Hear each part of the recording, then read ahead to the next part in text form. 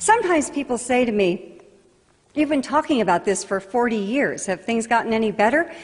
And actually, I have to say, really, they've gotten worse. Ads sell more than products. They sell values, they sell images, they sell concepts of love and sexuality, of success, and perhaps most important, of normalcy. To a great extent, they tell us who we are and who we should be.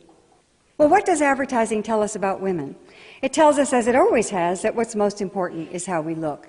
So the first thing the advertisers do is surround us with the image of ideal female beauty. Women learn from a very early age that we must spend enormous amounts of time, energy, and above all, money, striving to achieve this look and feeling ashamed and guilty when we fail.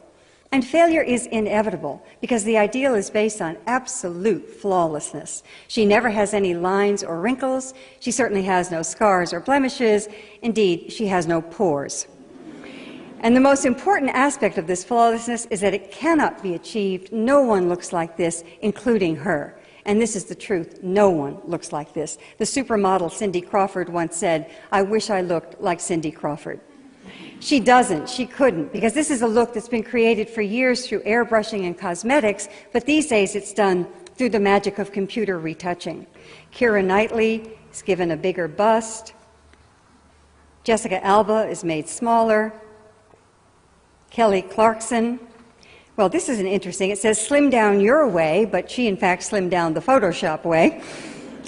You almost never see a photograph of a woman considered beautiful that hasn't been photoshopped. We all grow up in a culture in which women's bodies are constantly turned into things, into objects. Here she's become the bottle of Michelob. In this ad, she becomes part of a video game. And this is everywhere, in all kinds of advertising. Women's bodies turned into things, into objects. Now, of course, this affects female self-esteem. It also does something even more insidious. It creates a climate in which there's widespread violence against women. I'm not at all saying that an ad like this directly causes violence. It's not that simple. But turning a human being into a thing is almost always the first step toward justifying violence against that person. We see this with racism, we see it with homophobia, we see it with terrorism. It's always the same process. The person is dehumanized and violence then becomes inevitable. And that step is already and constantly taken with women. Women's bodies are dismembered in ads, hacked apart. Just one part of the body is focused upon, which of course is the most dehumanizing thing you could do to someone. Everywhere we look, women's bodies turned into things and often just parts of things.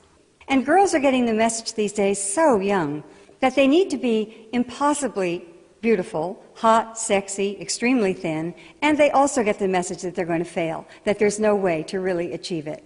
Girls tend to feel fine about themselves when they're 8, 9, 10 years old, but they hit adolescence and they hit a wall. And certainly part of this wall is this terrible emphasis on physical perfection. So no wonder we have an epidemic of eating disorders in our country and increasingly throughout the world. I've been talking about this for a very long time, and I keep thinking that the models can't get any thinner, but they do. They get thinner and thinner and thinner.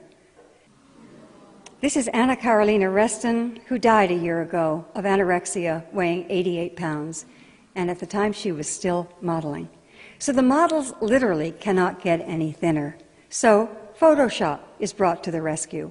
There are exceptions, however. Kate Winslet has been outspoken about her refusal to allow Hollywood to dictate her weight.